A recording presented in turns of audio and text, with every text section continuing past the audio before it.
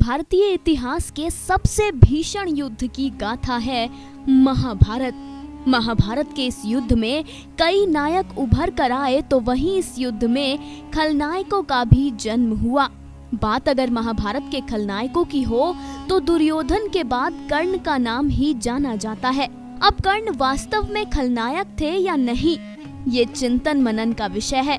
महाभारत के युद्ध में संपूर्ण विश्व दो भाग पांडव पक्ष और कौरव पक्ष में बट गया था।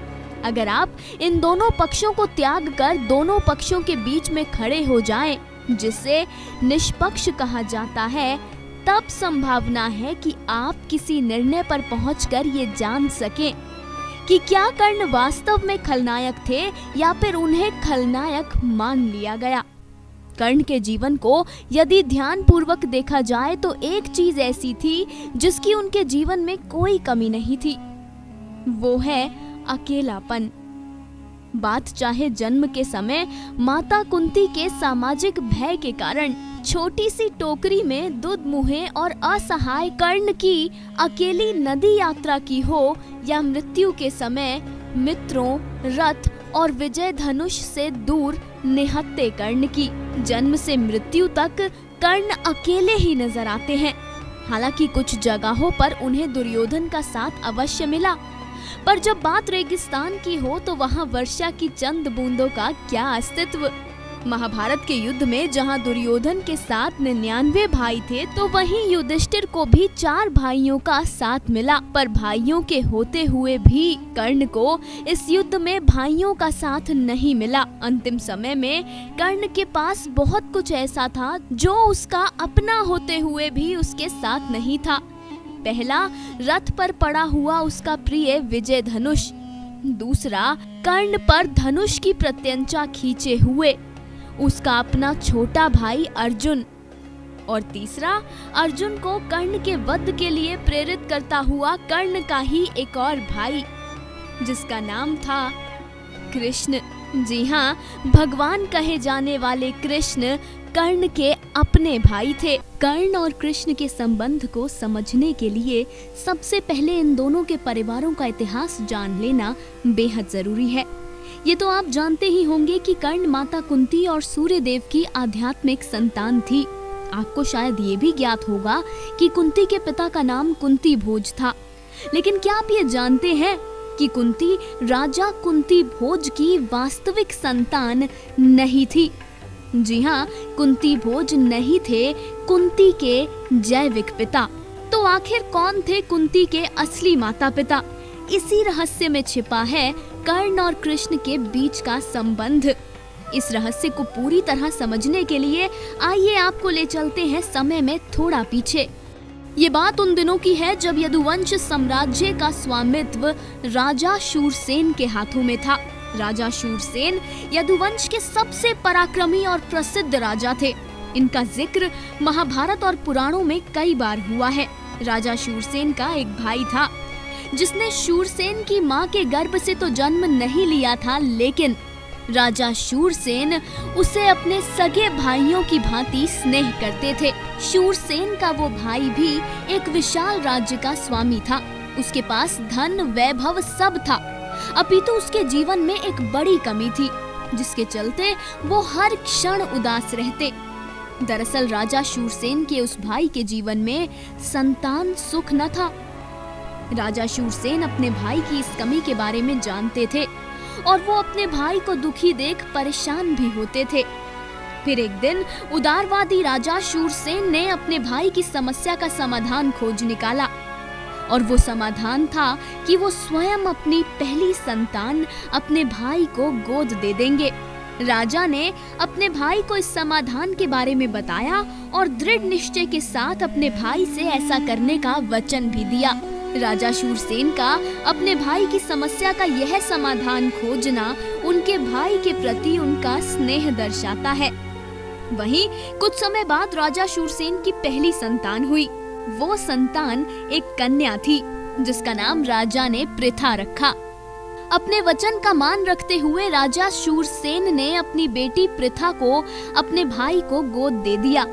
आपके जहन में एक सवाल आ रहा होगा कि लंबे वक्त से हम जिस भाई की बात कर रहे हैं आखिर उनका नाम क्या है। तो चलिए आपको बताते हैं कि राजा शूरसेन के उस भाई का नाम राजा कुंती भोज है। कुंती भोज अपने भाई शूरसेन से उत्पन्न हुई पुत्री पाकर अत्यधिक प्रसन्न थे। उनके लिए पृथा उनकी अपनी पुत्री से कम न थी। पृथा को पुत्री रूप में स्वीकार कर राजा कुंती भोज ने बड़े ही प्रेम से पृथा का नाम अपने नाम पर कुंती रखा। ये तो आप जानते ही होंगे कि जब कुंती बड़ी हुई तब वह दुर्वासा ऋषि की सेवा में लग गई। कुंती का सेवा भाव देख दुर्वासा ऋषि ने खुश होकर उन्हें ये वरदान दिया कि वो जिस भी देव का आवाहन करेंगी उससे उन्हें पुत्र की प्राप्ति होगी। उस समय कुंती को मंत्र शक्ति और ऋषि के वचन पर भरोसा न हुआ, लिहाजा इस वरदान को आजमाने हेतु कुंती ने उसी क्षण सूर्य देव का आवाहन किया। परिणाम स्वरूप कुंती को पुत्र की प्राप्ति हुई। कुंती का यह पुत्र भविष्य में विजय धनुषधारी कर्ण के नाम से जाना गया। अब आप सोच रहे होंगे कि हम आपको कर्ण की उत्पत्ति तक ले आए हैं, आपको कर्ण और कृष्ण के बीच का संबंध नजर नहीं आया। तो चलिए इस संबंध को आपको समझाने के लिए आपको पहले की तरह समय में थोड़ा पीछे ले जाते हैं। फिर से बात करते हैं राजा शूरसेन की। ये तो आप जान गए हैं कि राजा शूरसेन ने अपने भाई राजा कुंती भोज को अपनी पहली संतान गोद दी थी। उसके बाद राजा शूरसेन की दूसरी संतान हुई। राजा शूरसेन की यह जो दूसरी संतान थी वह एक पुत्र था। राजा शूरसेन के इस पुत्र को आप जानते हैं कृष्ण के पिता के रूप में। जी हाँ, वासुदेव ही राजा शूरसेन की दूसरी संतान थी, जिस नाते वासुदेव कुंती के सगे भाई हुए और कर्ण के मामा, लिहाजा कर्ण कृष्ण की सगी बुआ के बेटे हुए और कर्ण और कृष्ण आपस में भाई हुए। ये था कर्ण और कृष्ण के बीच का संबंध। हम एक और दिलचस्प रहस्य बताने वाले हैं। दरअसल ये तो आप जान गए हैं कि कर्ण कृष्ण के भाई थे, लेकिन ये वाक्य अभी अधूरा है। पूरा वाक्य ये है कि कर्ण कृष्ण के बड़े भाई थे। जी हाँ, कर्ण कृष्ण के बड़े भाई थे। असल में महाभारत में कई जगह कृष्ण ने युधिष्ठिर को ज्येष्ठ कहा है। ज्येष्ठ यानी बड़ा, और कर्ण तो युधिष्ठिर से भी बड़े थे, यानी कि कर्ण कृष्ण के भी बड़े भाई हुए। इस बात को इस तरह भी समझा जा सकता है कि कुंती का जन्म वासुदेव से पहले हुआ और कुंती का विवाह भी वासुदेव से पहले हुआ। वहीं कर्ण कुंती की विवाह से पहले की संतान थी, जबकि कृष्ण वासुदेव और देवकी की 8वीं संतान थी। यानी कर्ण का जन्म कृष्ण के जन्म से कुछ वर्षों पहले ही हो गया था।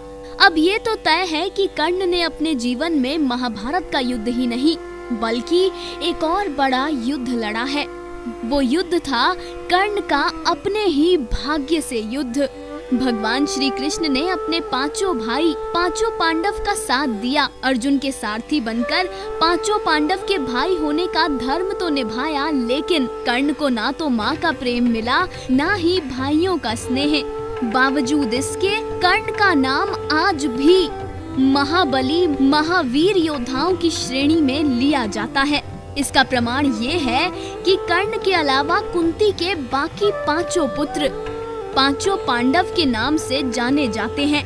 इन पांचों पांडव की पहचान एक दूसरे से जुड़ी हुई है। इनकी ताकत भी एक दूसरे के साथ होने में ही है।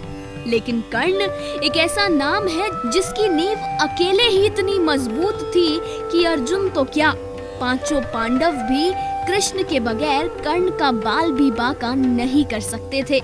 अब इन सब के बाद मन में एक विचार आना तो स्वाभाविक है कि कृष्ण को महाभारत के इस युद्ध में अपने किसी भाई का सारथी बनना ही था और वो भाई कर्ण होते। अगर कृष्ण कर्ण के सारथी होते तो महाभारत की कहानी का अंत आज कुछ और होता।